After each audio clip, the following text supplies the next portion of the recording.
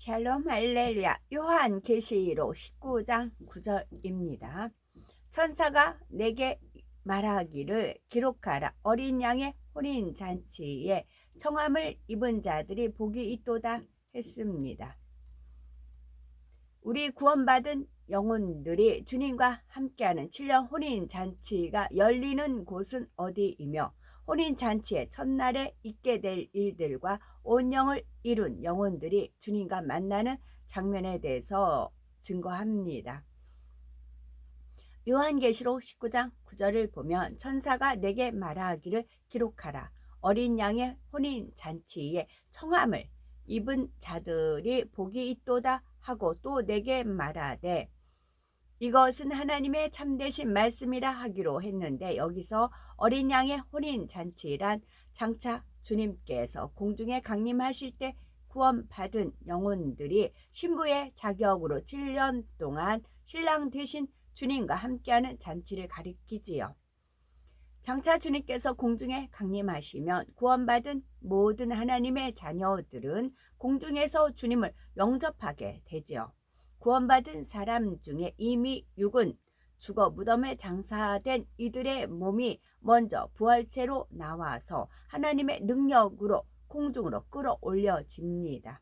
여기서 영혼이라면 그냥 올라간다고 표현해도 되지만 부활체이므로 끌어올려지는 것이지요.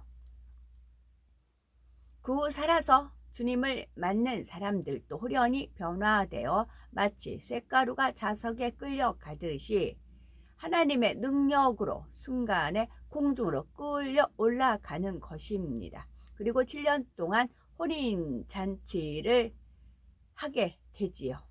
이 혼인잔치는 하나님께서 구원받은 자녀들을 위로하기 위해 만세 전에 이미 계획해 놓으셨으며 혼인잔치를 이룰 장소도 오래전부터 예비해 놓으셨지요. 그러면 그 장소는 구체적으로 어디일까요? 바로 둘째 하늘, 에덴의 한편에 있는 특별한 공간입니다.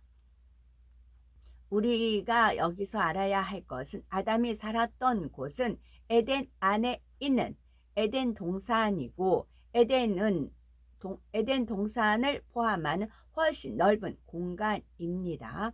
우리가 혼인잔치를 즐기는 모습을 에덴 동산의 사람들도 볼 수 있고 우리 역시 그곳 사람들을 볼 수 있지만 서로 왕래할 수는 없어요. 또한 악한 영들도 혼인잔치를 볼 수 있고 우리도 그들을 볼 수 있지만 악한 영은 감히 접근조차 할 수 없지요. 이때 악한 영들은 우리가 행복해하는 모습을 보며 너무나 괴로워합니다. 한 사람이라도 더 지옥으로 끌어가야 하는데 하나님의 자녀로 내어준 것이 참을 수 없는 고통이기 때문이지요. 반대로 우리는 악한 영들의 모습을 보면서 이 땅에서 경작받는 동안 어둠의 세력으로부터 지켜주시고 구원받은 하나님의 자녀가 될 수 있도록 인도해 주신 하나님과 주님 그리고 성령님의 은혜에 더욱 감사하게 되는 것입니다.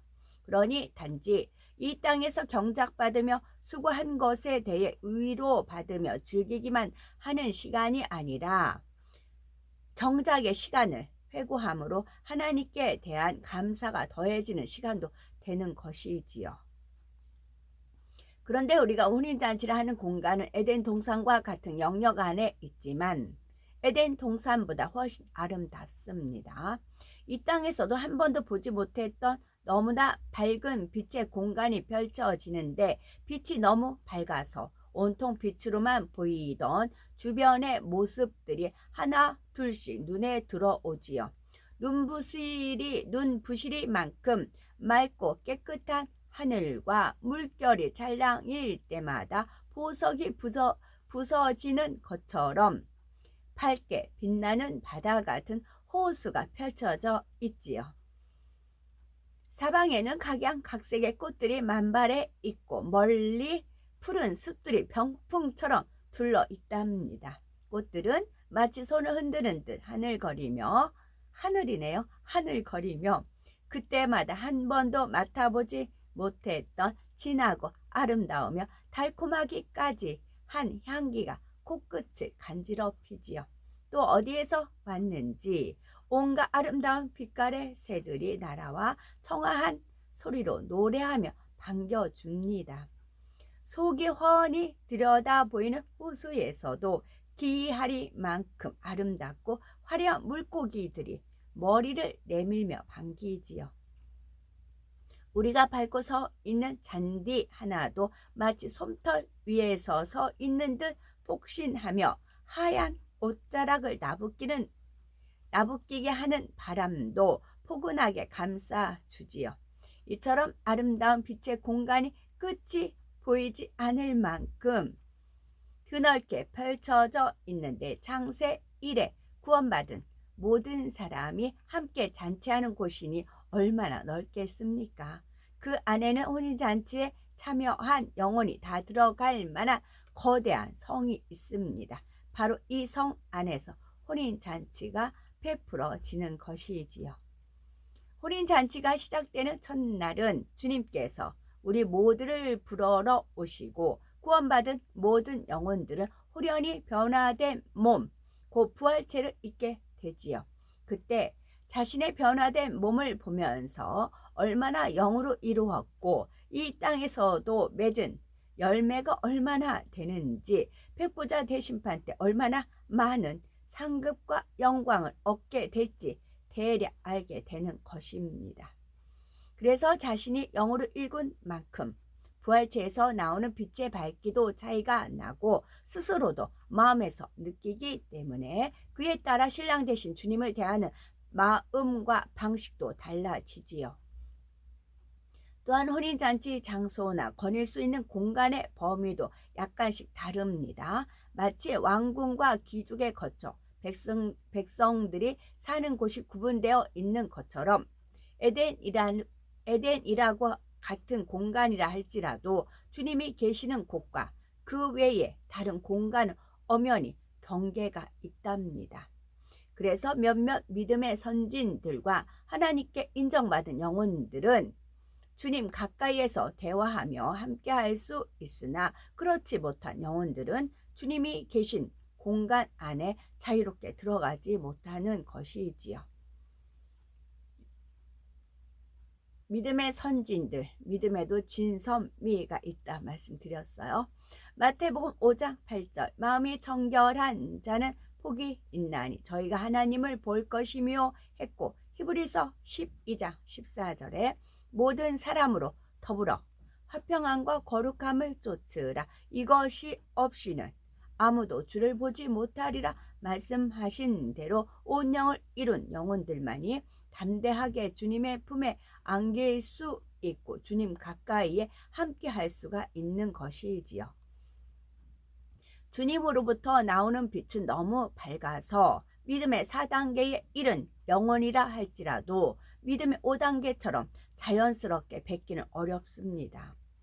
믿음의 밝기가 다르기 때문이기도 하지만 더 온전히 충성하지 못한 것에 대해 스스로 민망한 마음이 들기 때문이지요.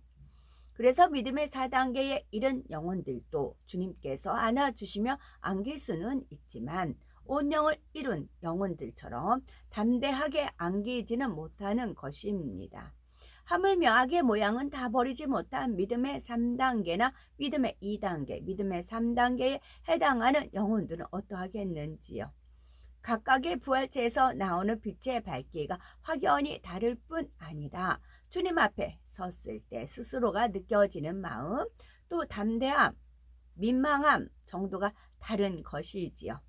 따라서 혼인잔치 동안에 각자가 느끼는 행복과 감동도 믿음의 분량에 따라 엄연히 차이가 있습니다. 예를 들면 부끄러운 구원을 받았다 해도 늘 민망한 마음만 있는 것이 아니라 그들 나름대로 행복을 느끼게 되지요. 그래서 천국은 여기 있다 저기 있다 하는 게 아니고 네 마음 안에 있다라는 말씀이 있는 것이기도 하겠지요. 내가 마음에 천국을 얼마큼 이루었느냐 따라서 누리는 행복이 그와 같은 것입니다. 비록 주님의 품에 안기지는 못한다 해도 온 영의 사람들이 주님 품에 안기어 위로받고 사랑받는 장면을 화면을 통해 봄으로 동일한 감동과 행복을 느끼는 것이지요. 그런데 주님의 모습이 화면으로 나갈 때는 주님의 빛이 너무나 밝기 때문에 눈부시지 않도록 보는 영혼들의 수준에 맞게 하나님께서 빛의 밝기를 조절해 주십니다. 그래서 믿음의 1단계의 영혼이라도 주님의 얼굴을 배울 수 있도록 배려가 되지만 주님은 나를 위해 보혈의 피를 흘리시고 죽임까지 당하셨는데 나는 주님을 위해 무엇을 했는가 하는 마음이 들기 때문에 자연히 고개가 숙여지지요. 그러면 온영을 이루어 주님의 신부된 자격을 온전히 갖춘 영혼들은 어떻게 혼인잔치를 이룰까요?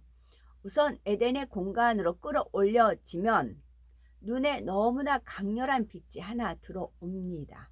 그 빛 가운데 서 계신 분은 얼굴에 부드러운 미소를 띠고 두 팔을 벌리시며 어서오라 손짓을 하시지요. 처음 대하는 얼굴이지만 그분이 누구신지는 너무나 잘 알지요. 그토록 그리워하고 사모하던 신랑 대신 주님이시기 때문이죠. 그때 이 땅에서 경작받던 순간들이 추마등처럼 스치며 뜨거운 눈물이 하염없이 흐르죠. 힘들고 어려운 상황에 처했을 때도 많은 핍박과 시험이 왔을 때도 생명을 내어주시기까지 나를 사랑하신 주님을 생각하며 승리했던 시절이 떠오르는 것입니다. 그래서 고난도 함께 받으라는 표현이 있는가 봅니다. 주님께서 다가오셔서 나의 신부여 하시며 넓은 품에 우리를 꼭 안아주시고 내가 오늘을 기다렸노라 내가 너를 사랑하노라 하시며 사랑을 표현해 주시지요. 주님 품에 안겨 이 말씀을 듣게 될 때 더더욱 뜨거운 눈물을 흘리게 되지요. 주님께서는 그런 눈물도 사랑스럽게 닦아주시며 꼭 안아주시지요. 우리가 주님과 눈을 마주 대하며 내가 다 아노라 너의 눈물과 수고를 다 아노라 이제 이후로는 오직 행복과 기쁨만 있을 것이라 하시는 주님의 마음을 그대로 느끼는 것입니다. 이처럼 주님의 품에 안겨 있노라며 이제껏 한 번도 느껴보지 못했던 평안이 밀려오면서 이내 희열과 충만함이 온몸을 감싸게 되지요. 이때 어디선가 영혼 깊숙이 젖어드는 아름다운 찬양 소리가 감미롭게 들려옵니다. 그러면 주님께서는 소리가 나는 곳으로 우리를 이끄시는데 곧이어 찬란하게 빛나는 화려한 성 하나가 나타납니다. 너무나 크면서도 아름답고 웅장한 성의 입구에 다다르면 부드럽게 성문이 열리면서 안에서 밝은 빛이 쏟아져 나오지요. 성문 안쪽에는 천사들이 도열하여 서서 성으로 우리를 입장하며 환영하며 맞아줍니다. 천사들의 환영을 받으며 성 안으로 들어가면 끝이 보이지 않을 만큼 넓은 홀이 있습니다. 이 홀은 온갖 아름다운 장식들로 꾸며져 있고 밝고 오색 찬란한 빛들이 가득하며 조금 전보다 더 분명하고 청아한 찬양 소리가 울려 퍼지고 있지요. 이곳에 온영을 이룬 주님의 신부된 성도들이 다 도착하면 신랑 대신 주님께서 부드러우면서도 힘찬 목소리로 혼인 잔치의 시작을 선포하시게 됩니다. 온영을 이루지 못한 성도들은 이 장면을 홀 밖에서 화면으로 봐야 합니다. 그러면 마침내 꿈만 같은 혼인잔치가 본격적으로 시작되는 것이지요. 이처럼 시작되는 7년 혼인잔치 동안에 우리는 과연 무엇을 하면 어떻게 지내게 될까요? 우리가 일반 결혼식장에 가도 일가 친척은 앞자리 좌석이 딱 있잖아요. 근데 그렇지 않은 분들은 예식장 바깥에 그래 복도 같은 데 서성거리고 이렇게 또 뒷좌석에 있고 그렇잖아요. 그것도 마찬가지, 혼인잔치 때도 마찬가지예요. 하늘에 계신 아버지 뜻대로 행하는 자, 형제 자매 모친 그분들은 앞좌석 자리가 되어 있는 거죠. 그분들은 믿음의 5단계 이런 분이죠. 온영 이런 분들. 그분들만 성 안으로 들어가는 겁니다. 나머지는 바깥에서 대신에 예식하는 모든 것은 화면으로 하늘에 넓게 쫙 하고 펼쳐집니다. 그래서 볼 수 있게끔. 혼인잔치가 되면 과연 담대하게 주님의 품에 안길 수 있겠는지요. 우리는 나는 혼인잔치 때 주님의 품에 꼭 안기리라 고백하지만 요한일서 3장 3절은 주를 향하여 이 소망을 가진 자마다 그의 깨끗하심과 같이 자기를 깨끗하게 하느니라 하신 대로 온 영을 이룬 성도들만이 가까이에서 주님을 배울 수가 있는 것입니다. 그러므로 신속히 온 영을 이루셔서 아버지 하나님께서 우리를 사랑하사 우리를 위해 예비해 주신 7년 혼인잔치 동안 신랑 되신 주님의 가까이에 거하며 한없는 사랑과 위로를 받는 우리가 되어야 되겠죠. 아멘.